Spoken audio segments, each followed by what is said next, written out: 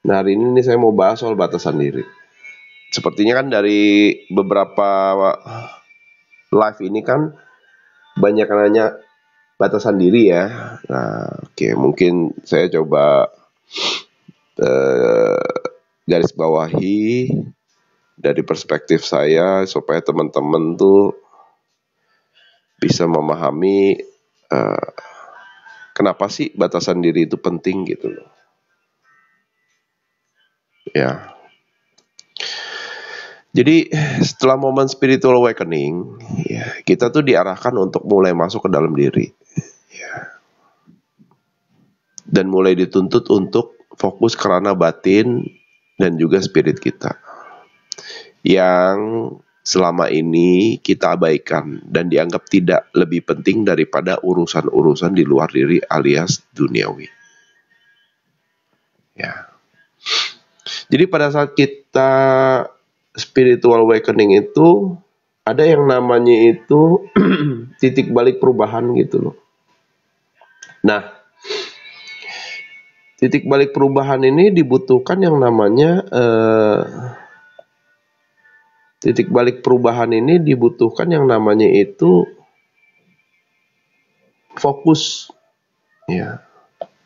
Supaya kita kalau kita nggak fokus, kalau kita nggak menyadari itu, yang tadinya kita fokus keluar ke duniawi, pas spiritual awakening suruh ngurusin urusan batin, kita tuh karena programnya masih lama kita balik lagi gitu loh ke urusan duniawi.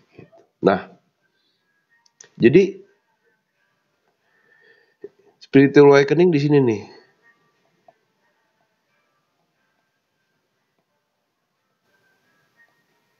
Masa transisi gitu, ya. Karena di sini nih fokus kita tuh hanya keluar, guys. Ya. Sehingga eh diri kita tuh kita menganggap diri kita tuh nggak lebih penting dari hal-hal di luar diri.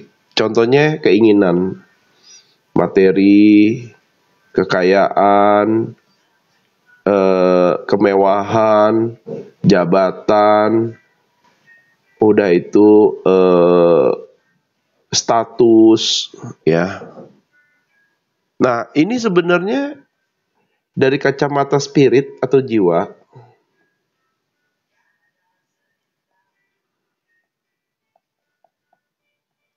ini sudut pandang seperti ini yang disebut sebagai yang namanya itu, ini yang disebut sebagai namanya itu kita jiwa dan spiritnya tertidur,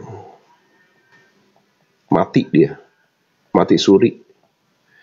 Nah, begitu kita sudah memasuki umur tertentu dan masuk ke ranah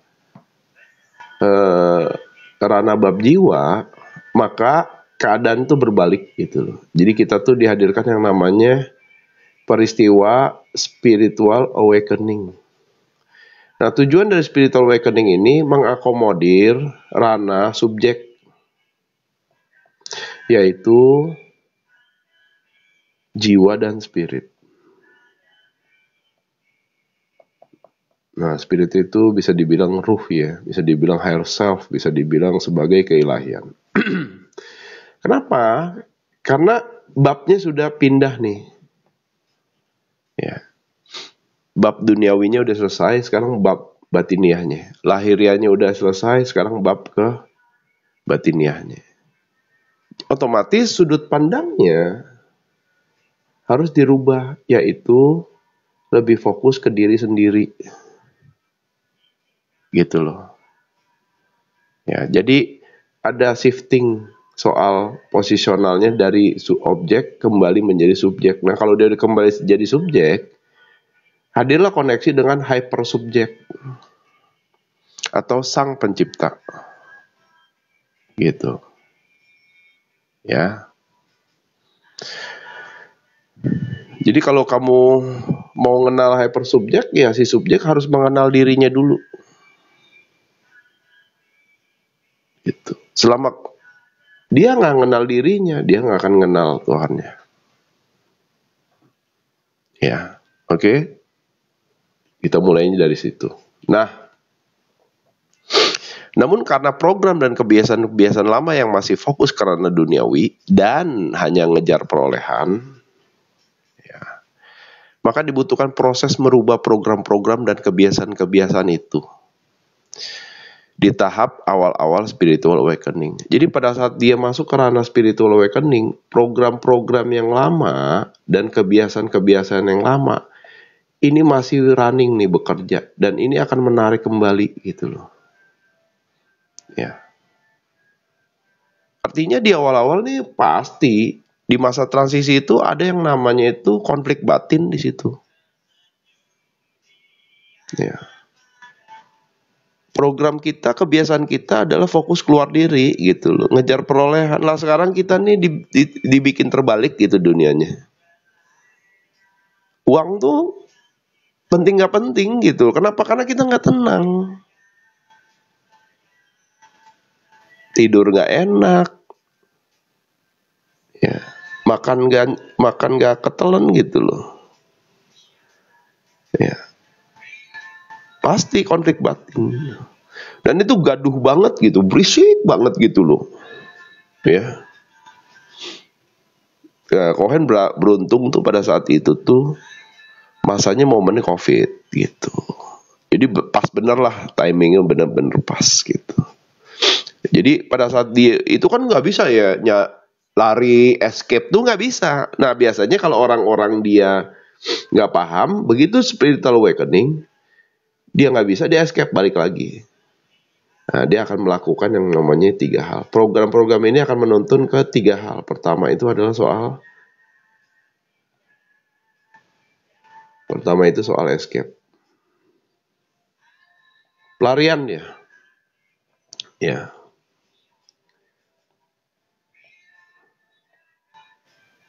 Karena apa ini kayak begini gitu loh. Yang kedua adalah surprise. Dipendam di dalam diri gitu loh. Ya. Yang ketiga adalah apa? Ekspresif.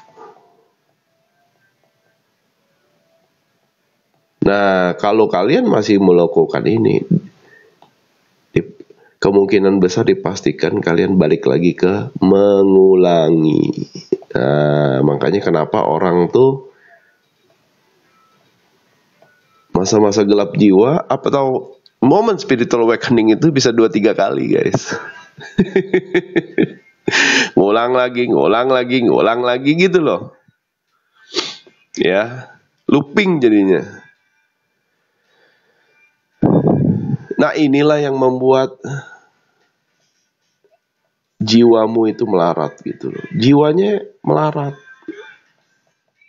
Kenapa? Karena masuk ke dalam mode survive gitu. Waktu dia mengulangin, survive dia. Makin dia mengulangi, makin jiwanya melarat, muter aja gitu loh. Capek.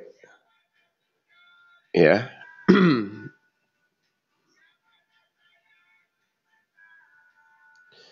Artinya kita seperti masuk ke sebuah masa transisi.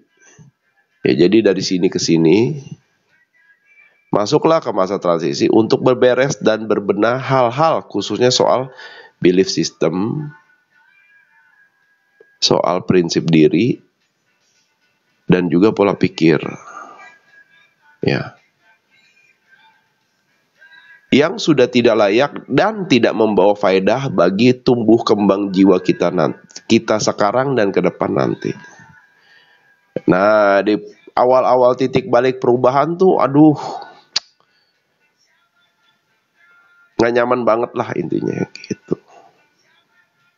Serba salah, bingung, takut, cemas, campur aduk pokoknya. Level force itu kalau di Hawkins itu ada yang namanya peta kesadaran.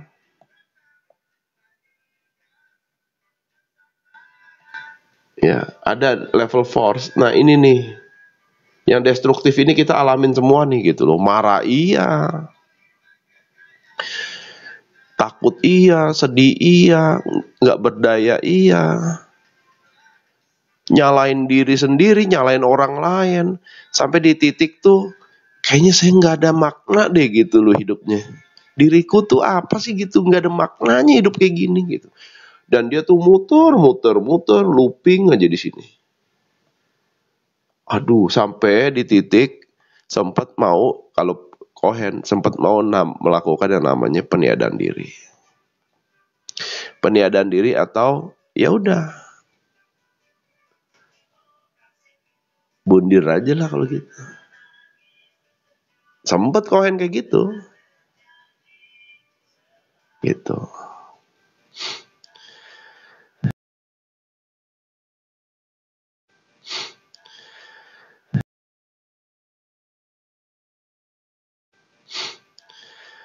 Karena ya udah Cohen berserah aja gitu loh.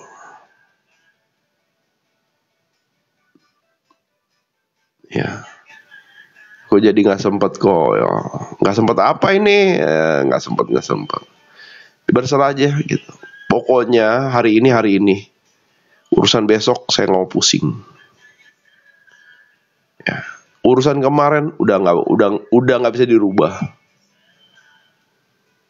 Gitu loh. Wah, capek bener. Batin itu capek banget. Yang kurang ajar tuh apa? Yang kurang ajar. Ini kan di sini kan ranahnya kesadaran ego ya. Kurang ajarnya apa? Ego nyalain gitu loh. Lu mah emang gak ada, lu mah gak guna hidup lu sekarang, udah sono deh katanya. Kupret nih ego nih gitu.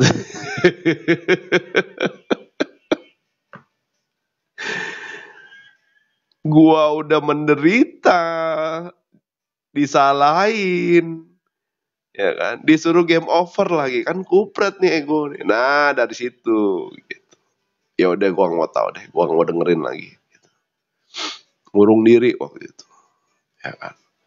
Pokoknya fokus ke saat ini, urusan besok nggak peduli. Pokoknya nggak peduli mau dunia nanti, semua kasar ngomong, mau dunia nanti musnah, nggak peduli. Pokoknya fokusnya ke saat ini, ya, nikmatin saat ini. Ternyata masuk itu ke present moment tuh, netral di situ, ya, hilang tuh semua tuh. Kekhawatiran itu hilang, ketakutan itu hilang, suara-suara yang menghasut, menggoda dan menyalah-nyalakan itu hilang gitu loh. Kok heningnya di sini tenang gitu ya, enak amat gitu loh. Itu dialami secara batin sama saya. Gitu loh. Begitu masuk ke situ, damai amat gitu. Padahal di luar itu kacau guys. Dunia udah terbalik guys. Dunia udah terbalik, nggak tahu besok gimana gitu loh. Tapi bisa hening loh di dalam. Kok gini ya gitu. Di bawah tidur enak, di bawah makan, aduh, nikmat gitu loh. Nggak mikir lagi besok, pokoknya jalanin saat ini. Ya. Begitu masuk ke sono, kok nih beda nih. Kayaknya ada yang harus digali lagi. Nah belajarlah, mulailah untuk berani. Nih, berani hadir langsung. Keberanian tuh hadir. Ya. Berani apa? Udah besok, gak usah pusing. Berani itu. Yang kemarin gimana? Gue lepasin, bodo amat. Ya. Begitu masuk keberanian itu, dilatih sesering mungkin. Masuklah ke netralitas. Nah, pada saat masuk ke netralitas, saya mulai membuat batasan diri. Walaupun batasan diri yang dibuat pada saat saya awakening itu tidak terlalu ketat. Kenapa? Karena masanya COVID. Tetapi batasan diri yang saya bikin itu bukan soal dengan orang luar gitu. Batasan diri yang saya buat itu soal komitmen, janji itu sama diri sendiri. Udah ya kan? Jangan lagi ya kayak kemarin. Kita ketakutan gak jelas, kita kecemasan gak beraturan gitu loh. Hidup tuh gak nyaman gitu loh. Ya. Nah pada saat itu tuh jiwa saya tuh seperti membuat batasan melindungi sehingga tidak mudah untuk digoda dan dihasut oleh ego dan pikiran. Ya. Jadi saya seperti ada satu batasan gitu loh, bikin garis gitu loh. Ya.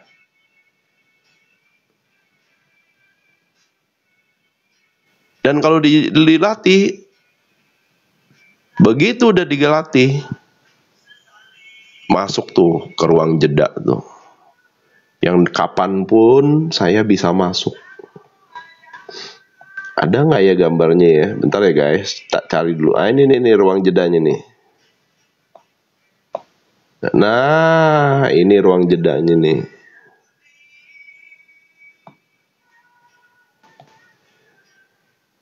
Jadi batasan diri itu ternyata begitu saya latih, itu membuat sebuah ruang jeda yang dimana ego menggunakan emosinya, pikiran mau menggunakan visualisasinya, tubuh menggunakan sensasinya. Itu hanya bisa berputar-putar di luar guys, nggak bisa masuk menyentuh. Kalau saya masuk ke ruang jeda ini lewat yang namanya meditasi. Nah, pada saat masuk ke ruang jeda ini, yang ada cuma hening. Yang ada cuma damai.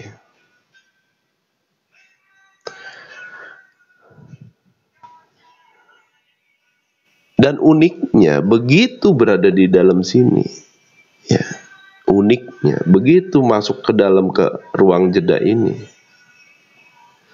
ya, seperti ada yang namanya komunikasi antara pikiran dan hati.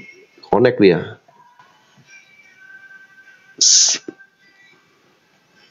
Ya. Begitu masuk ke sana. Ego gimana? Oke.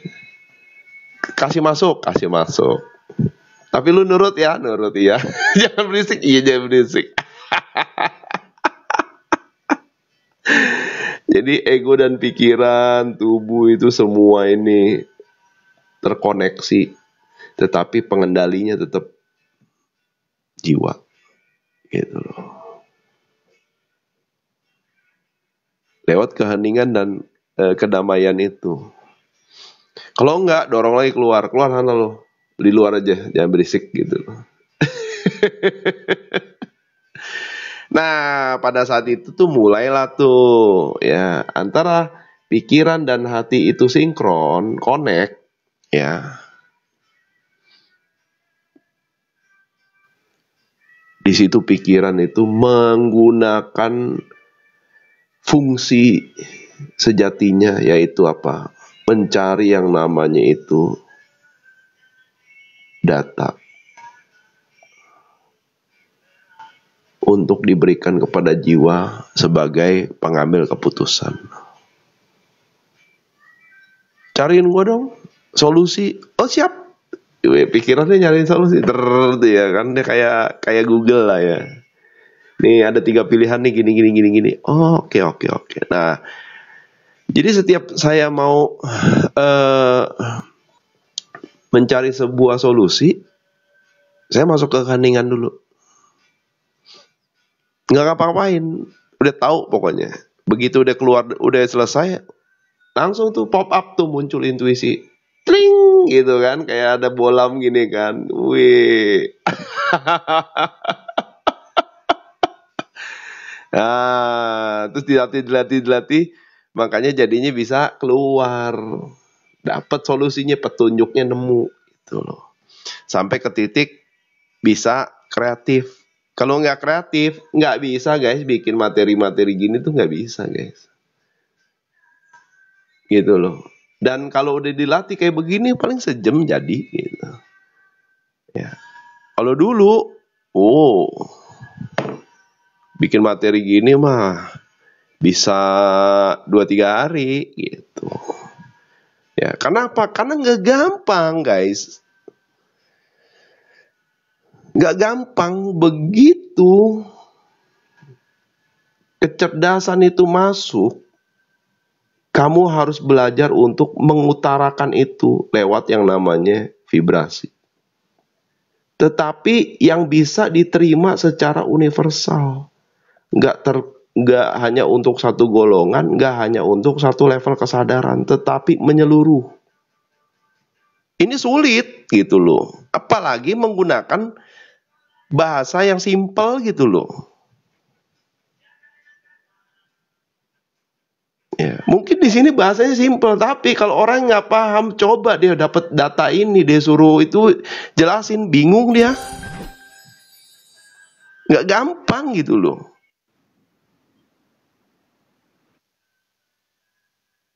Ya, karena semua butuh latihan.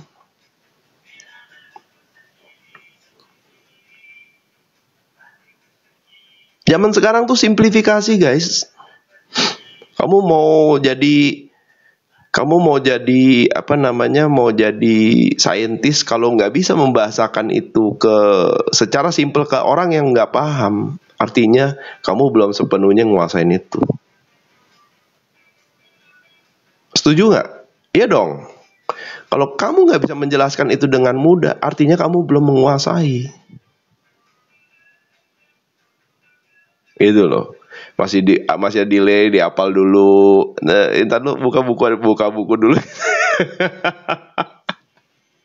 Cohen itu pernah dibilang, itu mah taunya teori, itu di belakang lu mukanya nggak pernah kelihatan, padahal di belakang buka buku. Mana sempet buka buku, gila. Kayak begini. Buka contekan.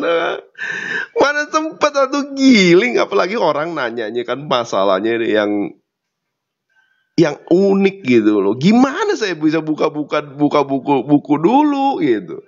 Nah, orang kalau emang udah nggak seneng ya nggak seneng ya. Mau ya udah deh, mau gimana. Nah, iya, jadi kalau dia belum selaras, belum selesai sama dirinya,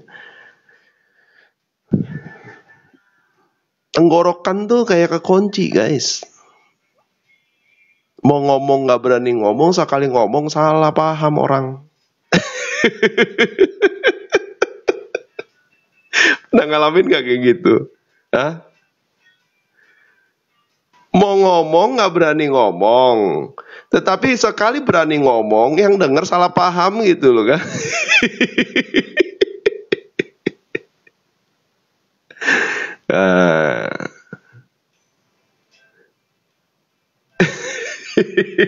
Kenapa? Karena dia nggak seimbang. Ada titik-titik energi cakra ini dia nggak seimbang. Kalau nggak seimbang, keluarnya, ini kan hasil akhirnya kan keluar ya lewat vibrasi ya. Gitu. Vibrasimu nggak enak. Beneran. Gitu. Ada yang julid, wah adalah keseimbangan, nggak apa-apa itu. Biasa. Ya. Nggak enak, betul. Vibrasinya nggak enak gitu. Ya. Nah itu butuh latihan. Kalau nggak dilatih nggak bisa. Nggak bisa guys. Nggak bisa. Ya, karena butuh latihan. Dan latihannya ada latihan tertentu. Ada latihan yang khusus. Bukan hanya latihan yang kayak enggak lah. Nggak bisa kalau kamu diikutin yang di YouTube itu mah percuma gitu loh. Ya, percuma.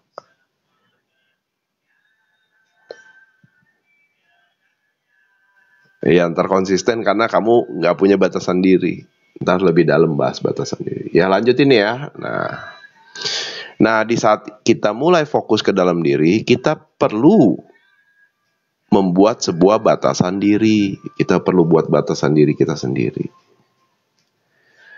Agar kita bisa tetap fokus serta konsisten dalam melakukan proses transformasi diri. Dari yang tadinya dominan fokus keluar diri, sekarang lebih kerana di dalam diri. Jadi transformasi nih dari objek kembali menjadi subjek. Ya. Objek kembali menjadi subjek. Gitu. Kenapa? Karena ini semua cuma pengalaman, guys. Mau kamu belajar sampai nyampe ke sini pun pengalaman jiwa. Mau ini sampai kamu bisa dapetin ini semua pun pengalaman jiwa toh. Gitu. Yang dimana semua pengalaman-pengalaman ini harus didapatkan yang namanya hakikat. Nah, ini intinya ini. Gitu loh. Ya.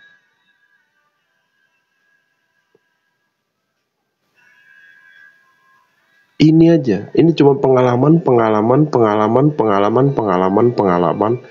yang ujungnya adalah hakikat.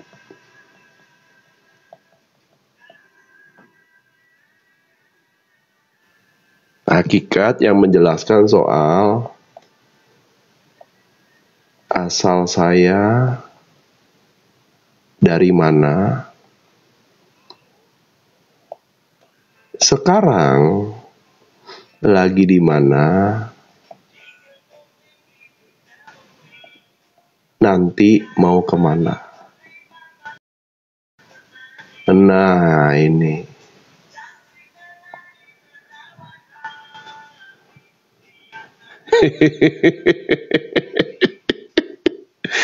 Ini hakikatmu. Ya. Ini kalau kamu belajar berat, guys, beneran. Belajar begini Cohen tuh berat, butuh waktu proses lama. Dan pembahasan seperti ini tuh nggak mudah gitu loh. Gitu loh. Nggak mudah. Kenapa? Karena karena diksinya itu harus tepat sehingga tidak mengurangi esensi. Gitu loh. Jadi kalau kita nyari perumpamaan pun itu jangan sampai mengurangi esensi gitu loh.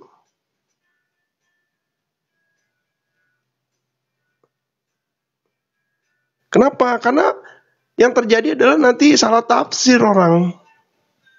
Makanya kenapa Cohen tuh pakai gambar gini. Nah, sadar nggak? Kenapa Cohen tuh menggunakan media gambar ini? Kenapa? Supaya mengurangi salah tafsir kita nih setafsir kita ini satu ini dulu nih pemahaman dulu.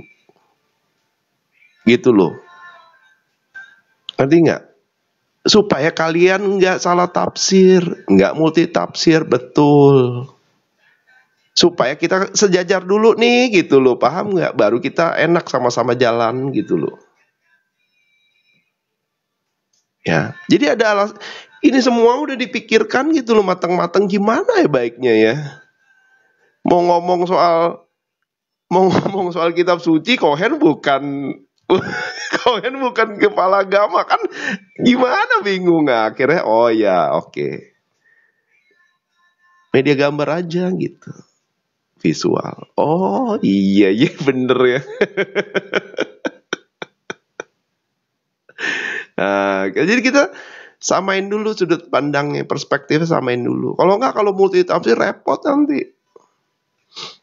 Gitu loh. Repot. Saya maunya ke sini karena ini teman-teman ke sono kan lucu kan nanti. Woi lu di mana? Kata Cohen ke sana, enggak ke sini lah gimana kan? Aduh lucu.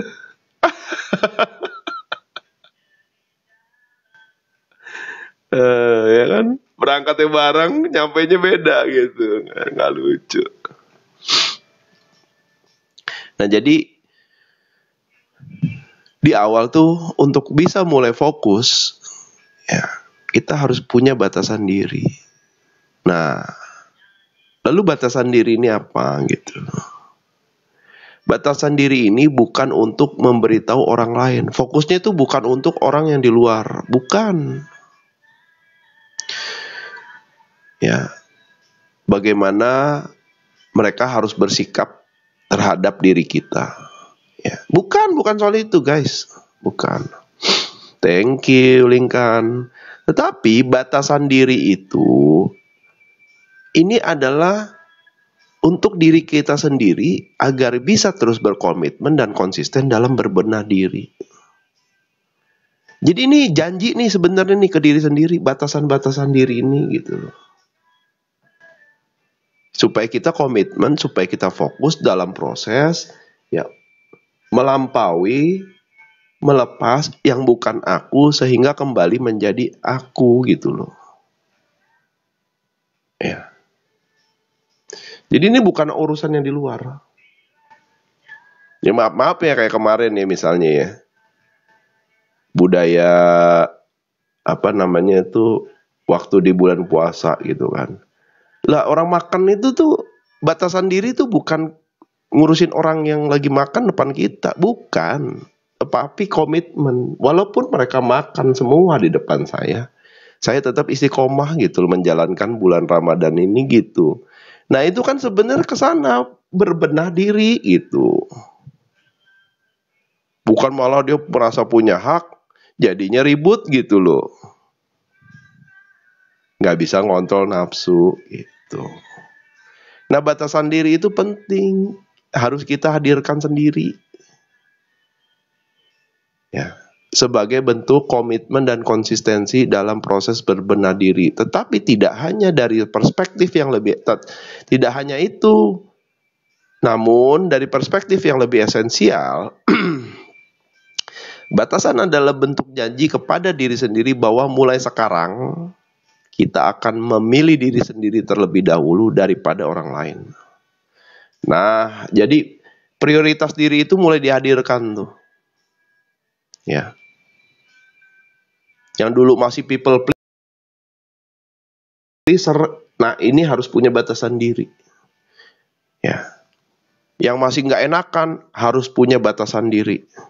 Yang masih belum bisa tegas harus punya batasan diri. Ya, ujungnya supaya kita belajar sampai bisa berdaulat untuk diri sendiri. Gitu. Ya. Nah, orang people pleaser itu obatnya cuma satu.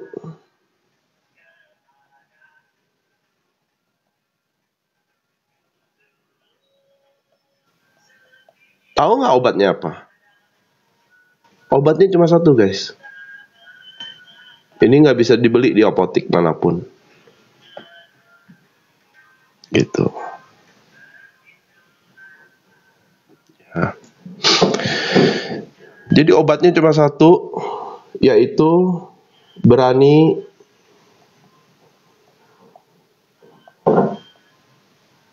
bilang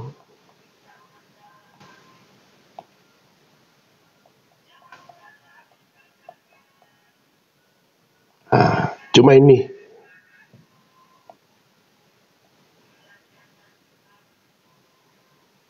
Obatnya cuma ini. Gitu loh. Lu bisa bantuin gue nggak? Tolong dong. Enggak. Lu mah jahat ya. Bodoh amat gitu. Ya kan? Kok gue lagi susah nih, kok pinjem duit dong gitu. Enggak gitu. Ya kan? Balik nggak? Enggak. Kalau balik lagi bilang lagi enggak gitu.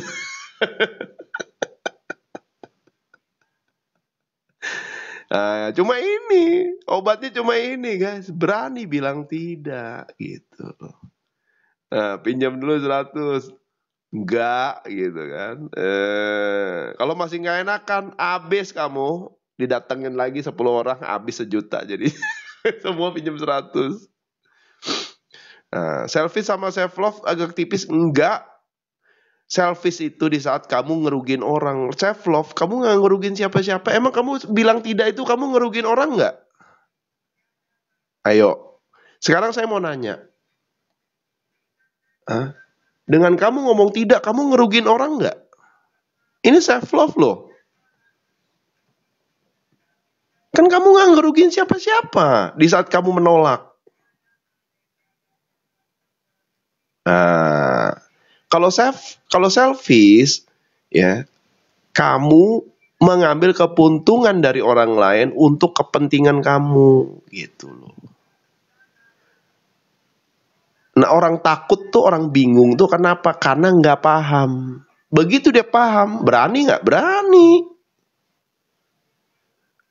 Karena kalau enggak, gua ngulangin lagi gitu loh. Ya kan? Nah, apalagi orang curhat misalnya. Curhat mulu setiap hari. Kita yang capek, tidur nggak bisa tidur. Ya kan? Pengen stop, nggak enak. Orang curhat tuh lempar sampah guys sebenarnya. Jadi kalau kamu belum selesai sama diri kamu dan kamu nggak paham bagaimana mengelola sampah itu, siap-siap kamu tuh dalam hatimu tuh banyak sampah-sampahnya orang gitu loh. Kalau busuk, habis kamu. Makanya badan nggak enak,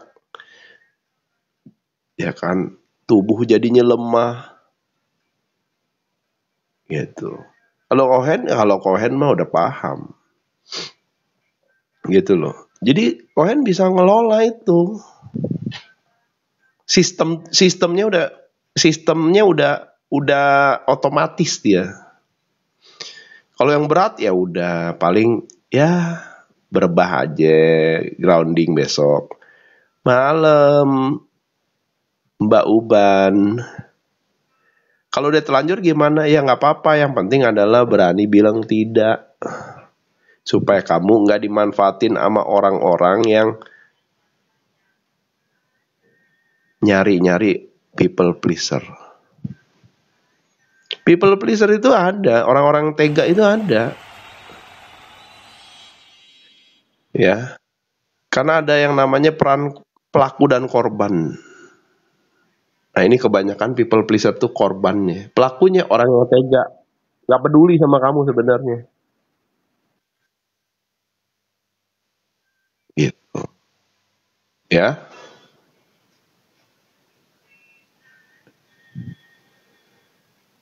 Jadi itu adalah janji kepada dirimu sendiri untuk lebih mementingkan dirimu dulu daripada orang lain. Oke? Nah, dan juga janji bahwa kita akan mulai mengelilingi diri dengan orang-orang yang menghargai kita. Jadi pada saat batasan diri itu dihadirkan, kita akan tahu gitu loh. Ya. Mana teman, mana bukan gitu loh. Itu kelihatan kok gitu loh.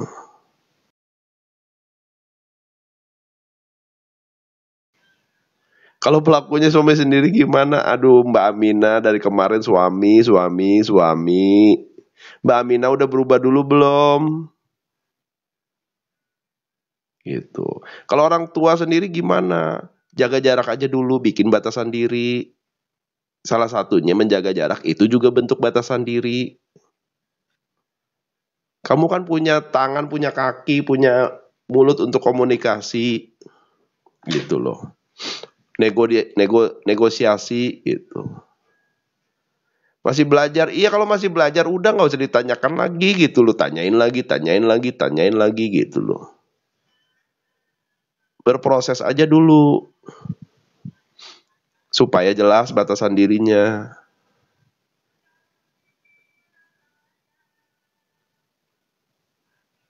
Nah makanya kalau dia sudah paham tegas dengan batasan diri itu,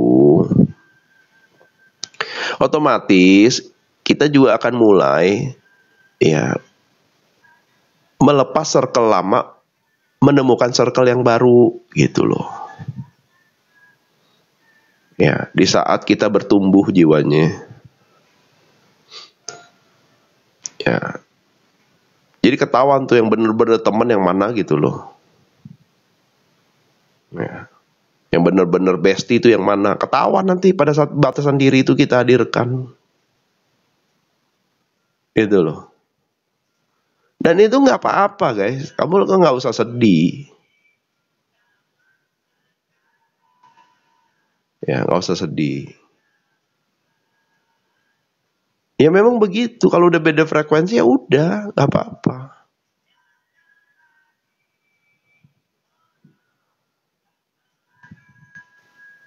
Namun yang terpenting batasan ini adalah soal pengabdian. Ya, yang menghormati apa yang diminta oleh jiwa dari hati yang terdalam. Jadi jiwa tuh suka berbicara gitu loh. Dari hatimu, suara hati, kata hati gitu.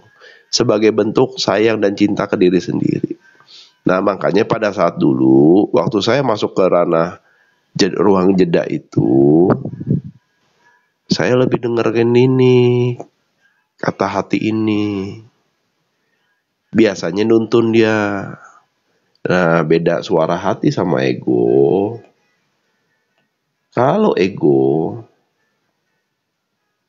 ya dia looping dia begini. Nah, jadi nggak ada jalan keluarnya guys.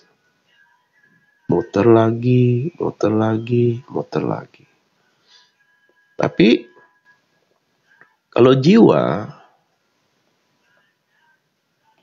dia mau begini. Dari dalam dia keluar. Tuh.